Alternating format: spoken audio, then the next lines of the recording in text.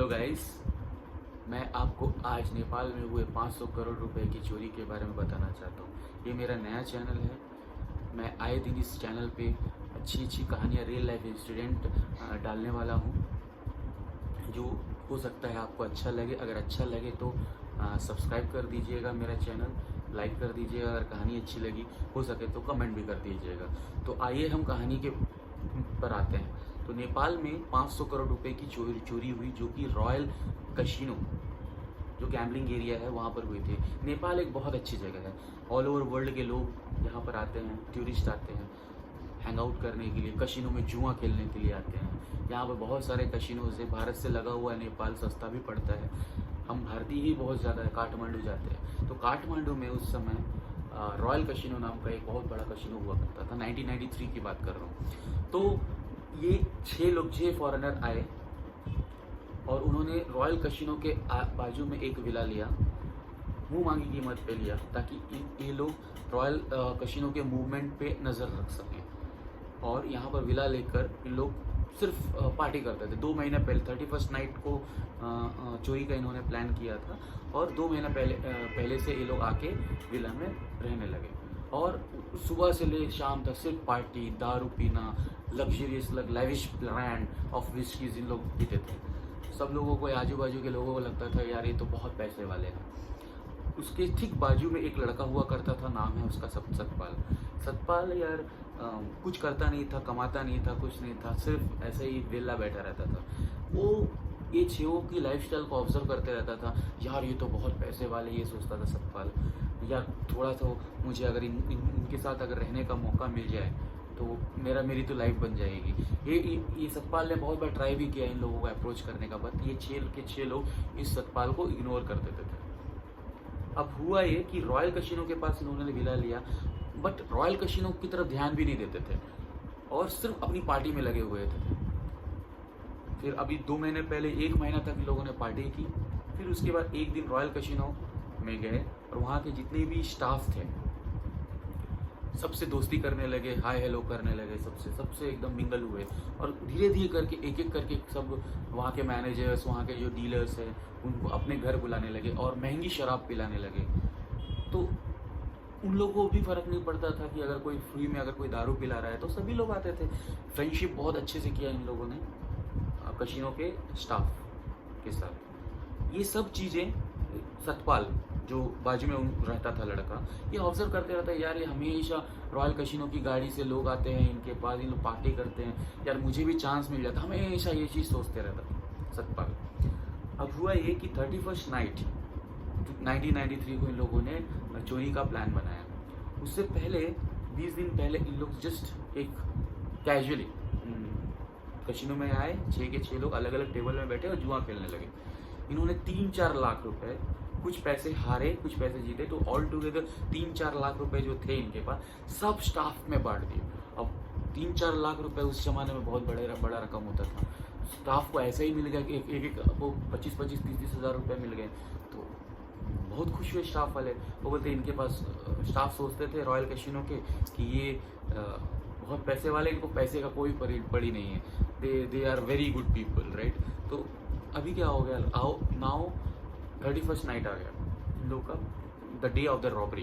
इन्होंने क्या किया कि करीबन 30-35 पैकेट लड्डू लेके आए, मोतीचूर के लड्डू, और वहाँ के जो टॉप के जो स्वीट्स जो ये थे उसके अंदर नीम की गोलियाँ मिला दिए थे।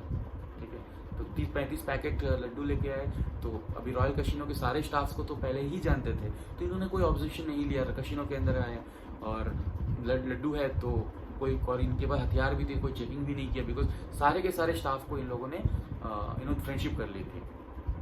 ठीक है, तो हुआ ये कि ये जस्ट एंटर कर गए रॉयल कसिनो में और जुआ खेलने लगे। फिर इन 6 में से एक बंदे ने सबके सामने अनाउंसमेंट किया कि आज 31st नाइट है, नया साल है, तो हमारी जितनी भी विस्कीज़ है और जो भी है लिकर्स है, सबकी पार्टी मेरी तरफ से, हमारी तरफ से, आज का खाना भी हमारी तरफ से। तो उस टाइम में अगर सबको फ्री का कोई खाना मिल जाता है तो सभी बहुत खुश हो गए, यार 1 रुपया देना नहीं पड़ रहा है, बस इनकी तरफ से पार्टी है। तो और कसिनो के स्टाफ भी जानते थे यार इनके पास बहुत पैसा है, तो ठीक है, सब खुश है। 31st नाइट धीरे धीरे 12:01 हो गया। फिर उसका जैसा सब लोगों ने हैप्पी न्यू ईयर किया, उसके बाद इन लोगों ने जो 35 जो लड्डू के पैकेट लाए थे, सब स्टाफ को बोला सब लोग एक एक करके ये लो मेरी तरफ से पार्टी मतलब मिठाइयाँ खा लो हैप्पी न्यू ईयर के लिए। तो अब गेस्ट जो 200 के करीब गेस्ट भी थे, मतलब जो प्लेयर्स थे खेलने के लिए, अब पार्टी हैप्पी न्यू ईयर की पार्टी है, लोगों को मिल गया मिठाई, खा लिए, दारू तो पहले ही पिए हुए थे सारी। तो धीरे धीरे धीरे 1-2 करीबन 5 मिनट के अंदर ये जो लड्डू है असर दिखाना शुरू कर दिया। अभी क्या हुआ कि जब असर दिखाना चालू कर दिया तो धीरे धीरे सब के सब 200 के करीब लोग बेहोश हो गए। अब बेहोशी का फायदा हुआ, 6 के 6 लोग देखते रहे सब धीरे धीरे। अभी इन्होंने क्या किया, एक मैनेजर के पास चाबी रहती थी, मैनेजर तो पहले से बेहोश पड़ा हुआ था, चाबी रखी थी, वहाँ का जो ट्रंक रहे सबसे ज़्यादा पैसा 31st नाइट में कलेक्शन इन डॉलर्स, करीबन इंडियन करेंसी के हिसाब से 500 करोड़ ट्रंक गया सेफ्टी से। सारे के सारे वहाँ पर पैकेट भी रखे हुए थे, बैग्स भी रखे हुए थे, सारे के सारे भरे हुए थे, ऑलरेडी भरा, उनको भरने की ज़रूरत नहीं पड़ी, बिकॉज ऑलरेडी इन लोग 31st नाइट तो 1 जनवरी को बैंक में ट्रांसफ़र करने वाले थे। तो सारा का सारा कैश जो था इनके पास, कसिनो वालों के पास ही था। तो ये 22 के 22 बैग उठाए, पहले से इन लोगों ने बाहर ट्रक मंगा के रखा हुआ था, ट्रक में इन लोग 22 बैग को 22 के 22 बैग डाल दिए। अब ये चीज़ क्या है, सतपाल जो था उसको पहले से शक था कि कुछ ना कुछ तो गड़बड़ है। तो वो रॉयल कसिनो तो जस्ट उसके घर के बाजू में था, ठीक है। फिर वो आया, वो देखने लगा यार ये लोग तो गए आज कसिनो में, हो सकता पार्टी वार्टी करने लगे। फिर अचानक से 22 के 22 बैग लेके बाहर आ रहे हैं, जस्ट वो बाहर से देख रहा था। फिर ट्रक में बैठे और इन लोग को 6 के 6 निकल गए। तो सतपाल को ऐसा लगा कि यार कुछ ना कुछ तो गड़बड़ है।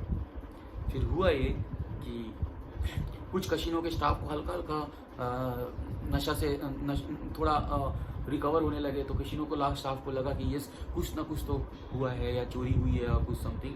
किसी ने उठा के पुलिस को फ़ोन कर दिया, चिल्लाने लगा कि यार यहाँ पर चोरी हुई है। तो तुरंत नेपाल पुलिस एक्शन में आई और उन्होंने बोला कि ये लोग चोर लोग कहाँ भागे हो। तो उन्होंने रास्ता दिखाया, ट्रक से इसी साइड में भागे हैं, शायद एयरपोर्ट की तरफ भागे हैं। तो इन लोगों ने, ये 6 चोर ने पहले से ऐसे प्लानिंग कर ली थी कि ये जो 22 के 22 पैकेट, हम एयरपोर्ट से तो इतना सारा कैश तो नहीं लेके जा सकते। तो इन्होंने एयर कार्गो बुक करवाया जमाइका के लिए, जमाइका अफ्रीका के लिए कार्गो बुक करवाया। और उन्होंने पहले से प्लान, अगर 6 में से 6 अगर कोई पकड़ा भी गया, कोई एक भी अगर बच गया तो वो सारा का सारा कैश एक्चुअली हैंडल कर लेगा। तो कार्गो बुक कराया। और उस ज़माने में 93 में उतना चेकिंग तो हुआ नहीं करता था कि बैग के अंदर क्या है, जस्ट कार्गो बुक कराया और इन लोग वापस वहाँ से निकले। अब धीरे धीरे पुलिस का सायरन आने लगा, ट्रक का नंबर भी तो कसिनो स्टाफ ने दिया था, चेस करने लगे, आगे आगे ट्रक, पीछे पीछे पुलिस की गाड़ी। तो फाइनली एक नदी, पुल के नीचे नदी थी। तो इन लोग 6 के 6 ने क्या किया, अब तो हम लोग कुछ नहीं कर सकते, उन लोग ट्रक के साथ नदी के अंदर 6 के 6 गिर गए। फिर गोताखोर बुलाया गया पुलिस वालों ने, फिर फाइनली 6 के 6 पकड़े गए, एक भी बचा नहीं, सारा का सारा ये लोग बच गए, मतलब पकड़ा गए, पकड़ा गए। फिर अभी लेकिन जब पुलिस वालों ने जब ट्रक का दरवाज़ा खोला, उन्होंने कहा तो यार सिंपल केस है, चोरी करते करते भाग गए, लेकिन पैसा भी रिकवर हो जाएगा तो मज़ा आ जाएगा।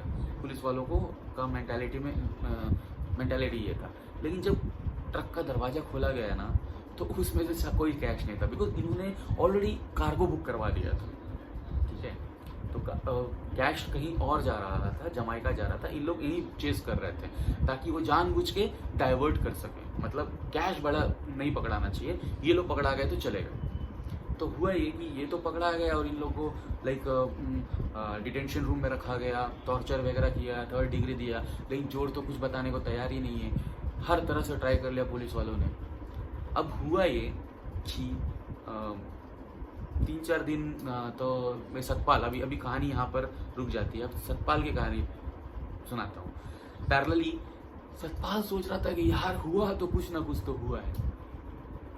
अब सतपाल क्या कर रहा था कि ऑब्जर्व करते रहता उस विला में लगातार, फिर भी नजर, क्यों, उसका टाइम ही था यार, टाइम ही टाइम था, बिकॉज करता तो कुछ था नहीं। तो फिर वो लगातार वो देखते रहा विला में। विला में एक दिन 2-3 दिन के बाद एक वॉचमैन पोस्टमैन आया कुछ लिफाफा लेके। तो वो पोस्टमैन बोलता है, फिर बाजू में सतपाल खड़ा था, सतपाल को बोलता है ये लोग कहाँ गए? हाँ हाँ नहीं, मैं उनका ही दोस्त हूँ, आप मुझे ही ये लिफाफा दे दीजिएगा, इन्वेलप दे दीजिएगा। तो अरे ठीक है, उसका भी काम हो जाता था, वो चला गया। ये इसने खोला, कार्गो का स्लिप था, उसमें 22 बैग डिलीवर होने का एक इंटीमेशन था कि इतना इस पर्टिकुलर एड्रेस पे आप जाके ये बैग्स कलेक्ट कर लो, वहाँ पर पहुँच चुका है। अब ये सोचा ये यार, हाँ मैं तो रात को देखा था कुछ ना कुछ बैग और चोरी भी हुई है रॉयल कैसीनो में, ये 22 के 22 बैग में जरूर पैसा रखा है, इसने गेस किया। फिर इसने क्या किया कि तुरंत जमाइका का एड्रेस लिखा हुआ था, तो वहाँ पर जाना था, तुरंत इसने फ्लाइट बुक करे, कैसा ना कैसा पैसे का जुगाड़ करके ये सतपाल गया जमाइका। वहाँ पर जाके देखता जिस पते में गया वहाँ पर एक बूढ़ा आदमी बैठा हुआ है, एक ही घर है उसमें बूढ़ा आदमी बैठा। तो उन्होंने कहा कि कोई बैग आया है? तो ये मेरा बैग है। तो वो बूढ़े ने कहा नहीं अभी तक तो कोई बैग आया नहीं। तो बोला कि यार यहाँ अभी तो कुछ नहीं मिलने वाला, मुझे लगा कोई ना कहीं कुछ प्रॉब्लम है, गलत फंस गया, मैं वापस जाने वाला था। फिर उसके बीच में एक ख्याल आया, नहीं यार 1-2 दिन और वेट करते, हो सकता है रास्ते में हो बैग। तो सामने में इसने होटल लिया और 2-3 दिन सिर्फ ऑब्जर्व करने लगा इसके बूढ़े के घर को। फिर एक दिन पोस्टमैन आता है तो पोस्टमैन ये पहले से सुबह से लेकर शाम तक इसका एक ही काम था कि ये ऑब्जर्व करता था वो घर को। जैसा पोस्टमैन आया तो ये सामने आ गया और बोला कि हाँ मेरा ही है ये पार्सल, आप बताइए। तो उसमें लिखा हुआ था कि 22 के 22 बैग जमाइकन एयरपोर्ट में पहुंच गया है, आप जाके उसे रिसीव कर लीजिए, ये पर्ची दिखाइएगा तो आपको वो बैग दे देंगे। तो कुछ तो है, अब देखते कुछ तो हुआ नहीं, पता नहीं है क्या। तो जाके फिर वो गया जमाइकन एयरपोर्ट, वो पर्ची दिखाई और उसको वो 22 के 22 बैग मिल गए। अब 22 के बैग को जब खोला गया तो करोड़ों रुपए in dollars 500 crore net, right. ये तो पगला गया। फिर इसने क्या किया कि वो 22 के 22 लेके कहाँ भाग गया, आज तक पता नहीं कि सतपाल है कहाँ। तो कहते हैं चोरी जिसने की उसको तो कुछ मिला नहीं, 6 को 6 जेल में सलाखों में है और ये 7वां के हाथ में सारा का सारा पैसा लग गया। और आज तक ये मिस्ट्री है कि सतपाल गया था। अब ये 6 के 6 लोग फाइनली टूट गए। उसने बताया कि हाँ हम लोगों ने चोरी की, सब सारा का सारा कबूल कर लिया है ना, अब मुझे जो भी सजा मिल जाए। लेकिन वो बैग का क्या हुआ आपको पता चला? तो पुलिस वाले ने बैग तो मिला ही नहीं, आपने कहाँ किया? तो जमाइका में फ़ोन किया गया, तो जमाइका में भी कुछ वो बूढ़े बाबा ने कुछ बताया ही नहीं, क्यों नहीं आया ही नहीं यहाँ बैग। तो 22 के बैग कहाँ? फिर इन लोग 6 में से 6 लोगों में किसी ने गेस किया कि यार ये बाजू में सतपाल हमसे दोस्ती करने की कोशिश कर रहा था, वो उसका पता करवाओ। पुलिस वालों को बोले सतपाल नाम का एक लड़का है जो बाजू में रहा करता था हमारे, उसके बारे में पता करो, शायद उसने कुछ ना कुछ किया होगा। पुलिस वाले उसके घर पे गए तो सतपाल गायब है, जिस दिन करीबन 1 हफ्ते से गायब है। तो बहुत खोजा गया सतपाल को, सतपाल तो कहीं मिला नहीं और दुनिया के नक्शे में गायब हो गया कहीं। और किस देश में आज की डेट पे वो 500 करोड़ रुपए लेके, आज तक सतपाल का कोई पता नहीं। सो ये रही story 500 crore robbery in royal casino Nepal. So hope आपको ये कहानी बहुत अच्छी लगी। अगर अच्छी लगी तो शेयर कर दीजिए, सब्सक्राइब कीजिएगा मेरे चैनल। अगर आपका अच्छा खासा रिस्पांस रहा तो हम और नई स्टोरीज आपको सुनाते रहेंगे। तो तब तक के लिए thank you, thanks for listening, thank you very much.